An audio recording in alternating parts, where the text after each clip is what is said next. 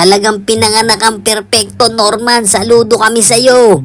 Si Epelem, puta, pag nadikitan mo yan, mapango. Pag nadikitan mo yan, mapango.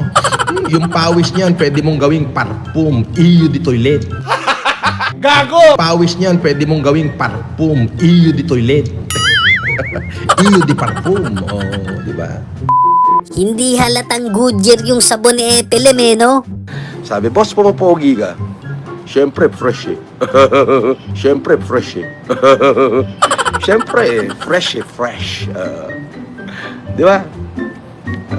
Siyempre, fresh. Siyempre, fresh. Gago! Fresh and better. Fresh. Freshness. Freshness.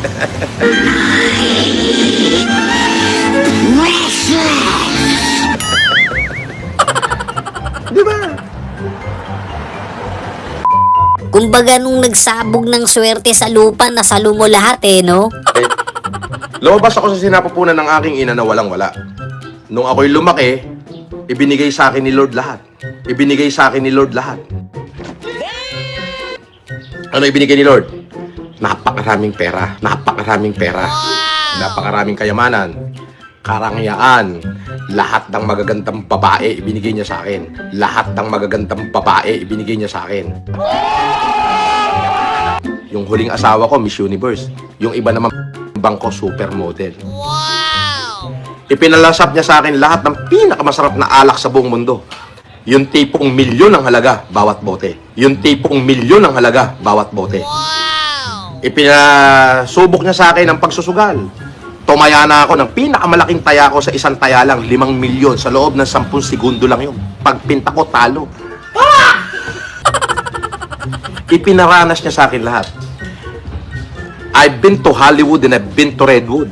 I've been to Hollywood and I've been to Redwood. Wow! Aeroplano, jet setter, nasakyan ko lahat yan. Private jet, nasakyan ko yan. Helicopter, sobra-sobra. Ako lang ang first Pilipino na umikot sa buong United Arab Emirates. Ako lang ang first Pilipino na umikot sa buong United Arab Emirates na naka-helicopter. Di ba? So, ano pang hahanapin ko? Ipinaranas na sa akin ni Lord yan. Wag muna, marami bang tutulungan yan si Norman. Congrats, ang bait mo. Tao, sana kunin ka na ni Lord. Congrats, ang bait mo. Tao, sana kunin ka na ni Lord. Hindi pa. Hindi pa. Pero kung sakaling kukunin niya ako, okay na ako. Ayan na, sunugan na kayo ng pera ni Manny. Tignan nga natin kung di ka talaga nasusunugan. May nagpalipad. Boss, naghain ngayong araw si Pacman ng kaso sa'yo. Good! I'll see him in court. No problem. I'll see him in court. No problem.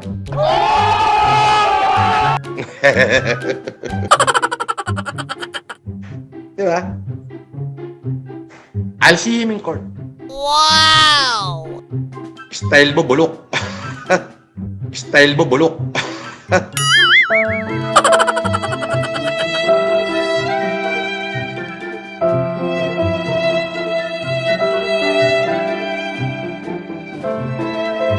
Aray ko.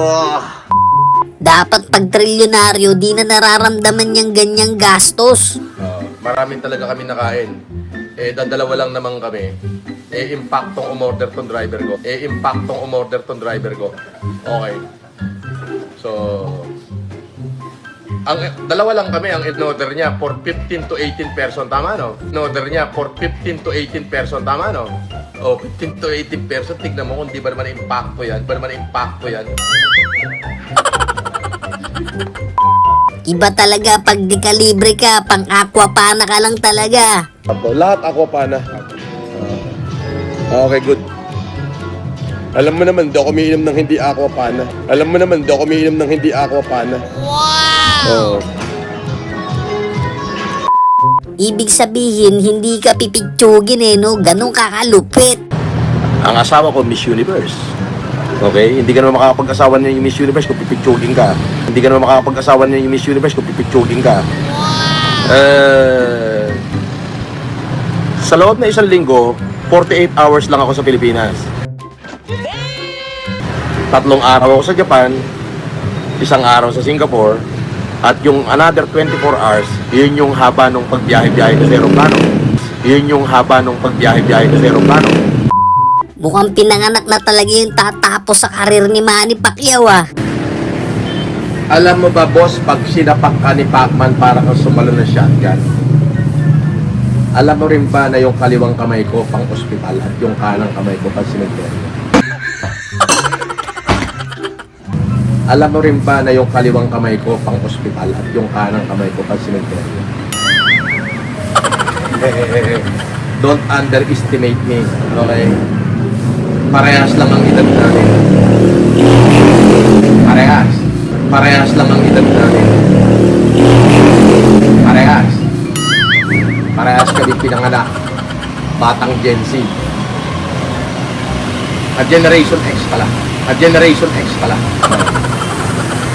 Parehas kami Gen X. Grabe, pagtulong talaga, walang ganyanan, idol. Halimbawa, nagka-pandemic uli. Tumulong ulit ako. Ano kaya ang mararamdaman kapag ka nakapila uli sila doon? Tapos wait, teka, basher kita nung nakaraan wag na. Wag na. Oo. Di ba? Alam naman namin yan kasi trilyonaryo ka, di ba? Oh, yung tubig pa lang 500 na. Sa hotel. No, pinanguhugas ko lang ng kamay yan. Wow! Kasi ikaw, hampas lupa kang patay gutom.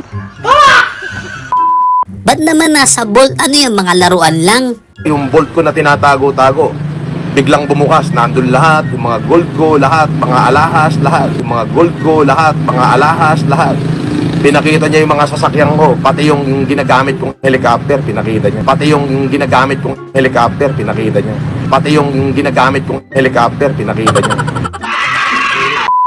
Nasaktan si Idol, kayo talaga, yan tuloy bumawi.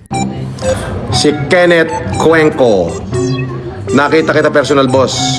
Sobrang pangit mo pala.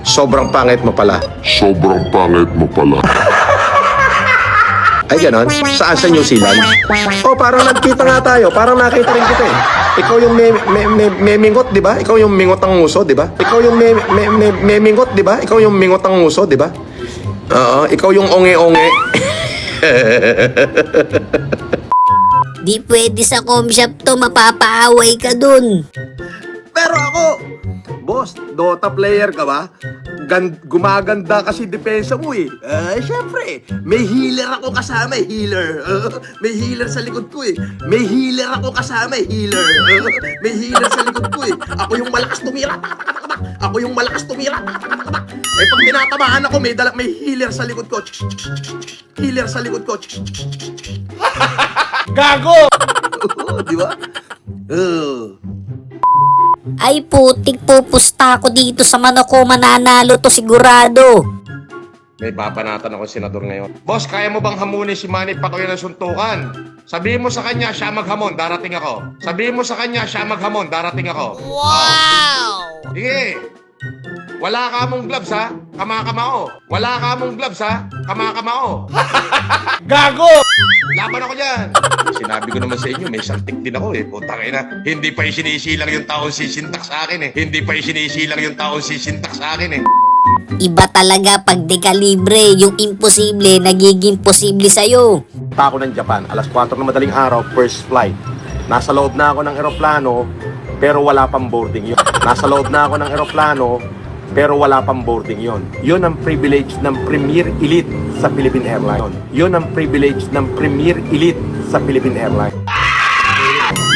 Yes. Premier Elite ako noon sa Philippine Airlines. Ganun lang naman katindi ang isang Norman Mangusin. Ako, pag upo ko dito, hindi ako pupipila sa buffet. Si chef, nagluluto ng sarili kong pagkain.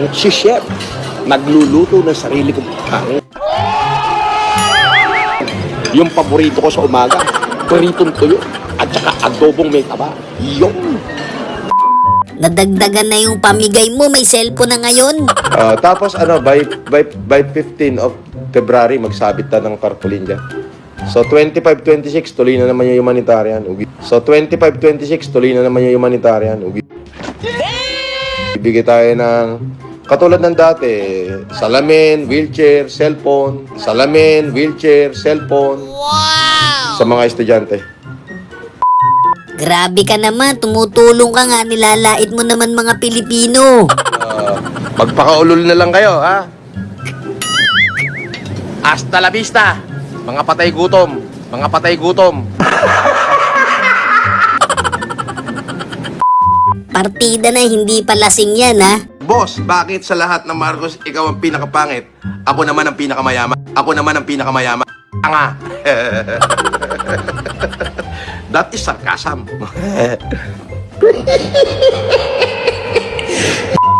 Oo nga, no, lalo na pag naka-side view siya. Sabi, magkamukha kayo ni Diwata Pares. Sabi, magkamukha kayo ni Diwata Pares, boss. Sabi ni Mr. Masarap, $2. Oh.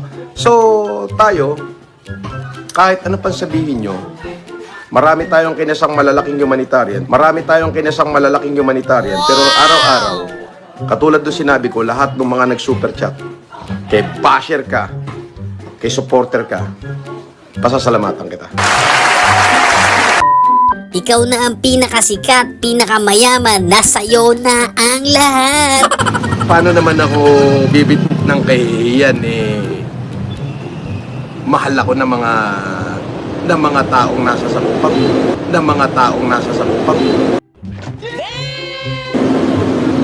Oh. Unang-una, adopted sa Peña Blanca ako. Pangalawa, ninong at ninang ko yung mayor at vice mayor. Pangatlo, nandito sa Cagayan ng mga lupain ko. Pang-apat, taga rito ko. Anong kahihiyan? Hindi mo ba alam na tuwing lalabas ako, pinagkakaguluhan ako ng tao? Hindi mo ba alam na tuwing lalabas ako, pinagkakaguluhan ako ng tao? Meron nga nakasasakyan, lalapit sa akin, hinto, bibiyahe pa. Marating lang kung nasaan ako para makapagpa-picture. Bobo ka talaga. Palitan mo na yung pangalan mo. Oo. Dapat sa'yo, basurang bobo. Parang baliktad, ha? Dapat sa sarili mo sinasabi yan, na idol. So, dapat, Manny, total naging senador ka na, dapat ang isip mo pantay. Maging pantay ka, hanapin mo yung dulo. Tignan mo kung bakit nangyari yung bagay na yan. Bakit may nakita kang ganyang video. Hanapin mo kung saan nagugat. At saka ka mag-decide. Huwag kang padadala sa emosyon mo sa sulsol ni Makagago. Sulsol yan. Pinagtripan nyo na naman si Norman.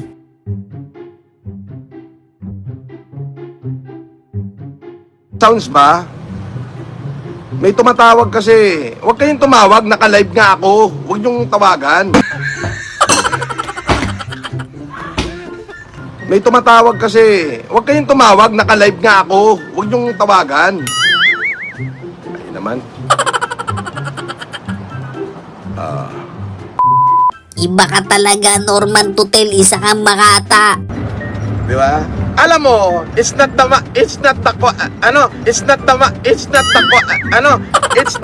thought that counts. But it's the count. It's not the count that thoughts. Oh, okay? It's not the count that thoughts, but it is the thought that counts. Kumbaga daig niya pa yung presidente ng Pinas, no? Alam niyo ho ba na bago ako mag-live, ay nag-a-update ako sa kapulisan. Wow! Yung mga kapulisan natin dyan sa Taguig at sa Pasig, yung kung pinorward ko sa inyo yung plate number na sasakyan, pakiikutan nyo po. Yan ang maganda, magkakasubukan sila ng driver. Sabi ni Bob CTV, boss, apply po kami ng tropa ko, si Dennis, driver bodyguard. Tas pag bad trip kami, ikaw gugulpihin namin. Halika!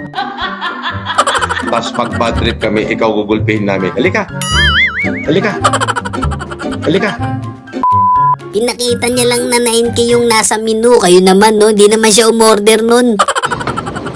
Ayo. Porterhouse, 9,000 isang order eh, no? Porterhouse, 9,000 isang order eh, no?